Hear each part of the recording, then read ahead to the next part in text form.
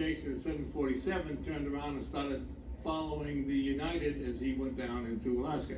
Now, when the Japanese pilot first commanded the frequency, for you guys that are familiar with radar or how the military or the controllers work, when he first commanded the frequency for the controller, the first words out of his mouth was, "Do you have traffic for me?"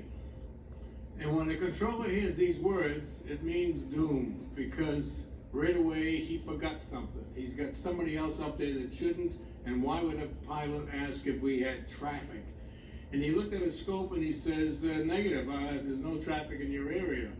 And the Japanese pilot says, oh yeah, there's traffic out here, and it's at 12 o'clock in about 8 miles, he's telling him. Well, the next thing the controller says is, can you tell me what type it is? Can you make out the type of aircraft? Any markings on the plane that we can find out who it is? He's thinking it's a military aircraft. And the Japanese pilot says there's no markings. It's as big as 4 aircraft carriers. It has yellow and white lights around the center, and it's big. And he was a little bit worried. Well, this machine followed him down for 31 minutes. Halfway through his flight, he makes a 360-degree turn. Now, when I say he makes it, he doesn't do anything unless the FAA says you can do this. So they told him, if you want to deviate, you want to change your altitude, let us know. And he changed his altitude a couple times, makes a 360, and this UFO stayed with him all the way. Scared the pants off him. I don't know how much more time I got. Anyway, when I got down with about a minute and a half to 2 minutes. Okay, so I shoot back to the FAA Center, and the administrator at the time was Admiral Ingen. I don't know if you guys knew Admiral Ingen. I got there about 4:45 because I wanted to go home with my wife. And he heard I was in the building, so he calls me up and he says, give me a 5-minute briefing on what you're seeing. So I gave him what I'm telling you guys here. And he wanted to know if that video I took would play on his TV, and I said, I guess so, the book says it can. So I plugged it in there, and after a few minutes of watching the video, he calls the aide over and he says, go tell Kennedy I'm going to be a few minutes late. So he's watching it a little bit more, and then he finally calls the aide over and says, go cancel the rest of my appointments tonight. We'll reschedule for sometime next week. He says, I have to go see the president, and we're talking about Reagan. So when he got all done, he said, don't talk to anybody, I'll get back with you, and I'll tell you what to do. I'm on my way to see Reagan. Next morning, I came to work, and I got a call from some guy who said he was at the CIA. He wanted to talk about a UFO. I said, but you're talking to the wrong guy, I don't know anything about UFOs. He says, well, the one that happened over Alaska, I said, you probably want to talk to the Admiral. I don't know what you're talking about. A few minutes later, the Admiral calls down and says, I've set up a briefing for you tomorrow at 10 o'clock or 9 o'clock, whatever it was, in the round room. He says, the president's scientific staff is coming over, some CIA guys will be there, I think he said 3, matter of fact, and some grunts will be coming along with them. He says, your task is to hand this stuff off to them. When they leave here, they have to take this with them, because the FAA does not control UFOs. Now, I showed them all this stuff, and when they got all... about 45 seconds. So. Okay. When they got all done, one of the scientists come out and said they had 3 or 4 questions they wanted to know: the speed of the antenna, the frequency of the antenna, the logarithm for the height finding equipment. And the people I brought with me just happened to be experts, and they answered all the questions. When they get done, the CIA guy standing next to me says to the people, this event, pointing to the big screen they have in the room, this event never happened. We were never here. We're confiscating all this data, and you're all sworn to secrecy. Scared the pants off them. I had 22 people in there, they were leaving the room right away, don't know what's gonna happen. So I said to this guy, well, what do you think it was? I'm thinking at the time it's a stealth bomber. He says, oh, he says, it's a UFO. Look at these guys, they're drooling. They can't wait to get their hands on all this data. We had boxes and boxes in those days of printouts. Can't wait to get their hands on that stuff. I said, is that right? He says, yeah, this is the first time they ever had more than a moment of radar data to look at. Now, the big key was, the word here, it said, this is the first time they ever had more than a minute or so of radar data. Okay. And now we've got 31 minutes. Thank you. Okay. Major Filer.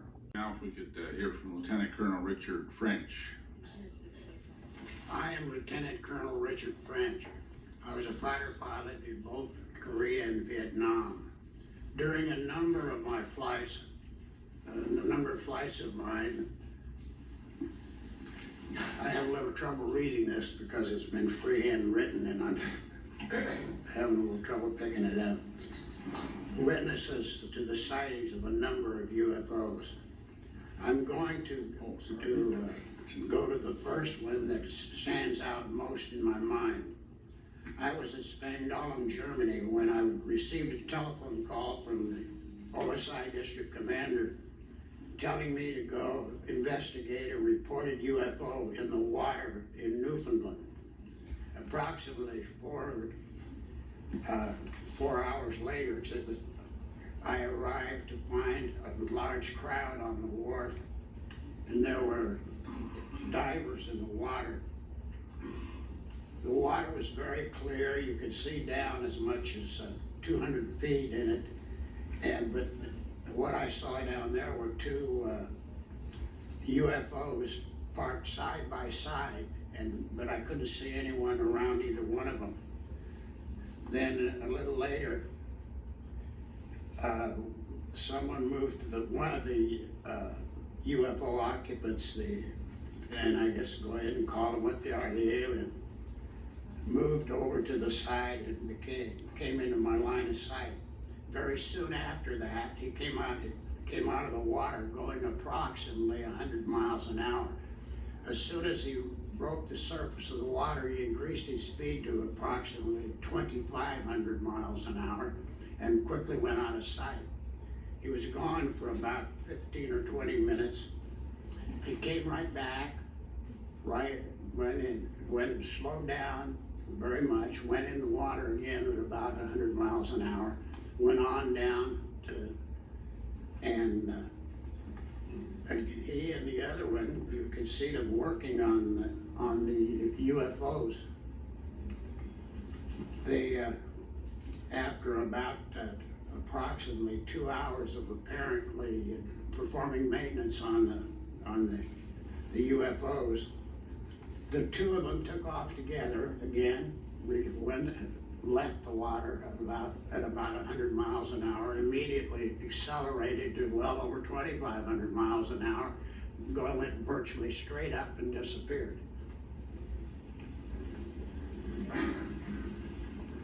The speeds that I report in this, I arrived at the figures simply by triangulation, and in that I could take things that were at a known distance and then calculate based on where they were and how long it took them to get to another place is what I use as a standard for saying for estimating their speed.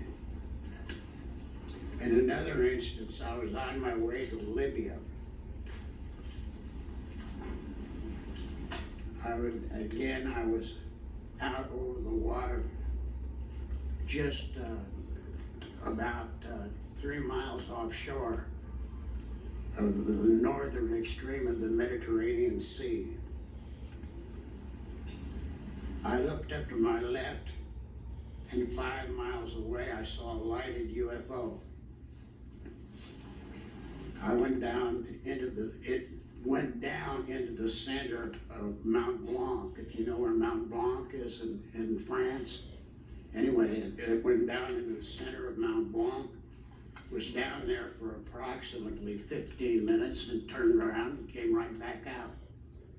Since then, I have noticed that there's something about the inside of volcanoes that seems to attract them. And in discussing that with other people, we reached this conclusion that whether it's right or wrong, this is the closest we can get to a logical reason for why they do that. They may very well be, and have been for some time, actually defending the Earth, because what other purpose would they have for it? But we have no way of knowing whether they are doing something constructive, because I'm certain that they wouldn't risk their equipment and lives and like that if they didn't have a useful purpose for it.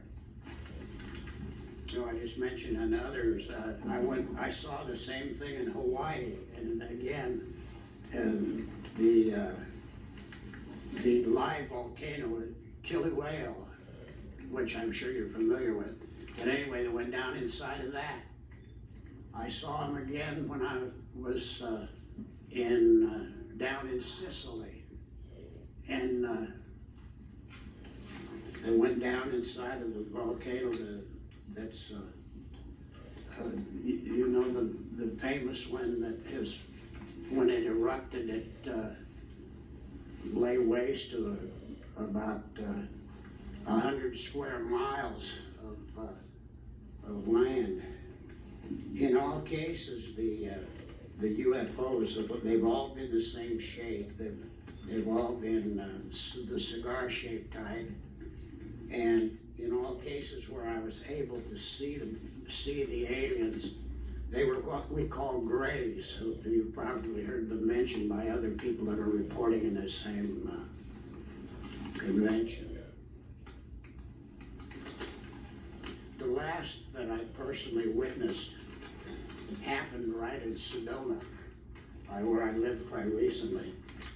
And what happened, I used to go out in the early evening, I'd go out on my back patio and, you know, look at the stars and the scenery in Sedona is spectacular, as you may know if you've been there. But anyway, I saw this one go by, but when it went by, I didn't think it was a UFO. The thing I thought was that it was simply a meteorite. But you know, I watched it, it went from north to south and disappeared, and I thought, well, that's a meteorite. And I believed that until the thing turned 180 degrees and flew back. Well, that immediately convinced me that that was something that meteorites don't normally do. And that concludes my speech, gentlemen. Thank you very much.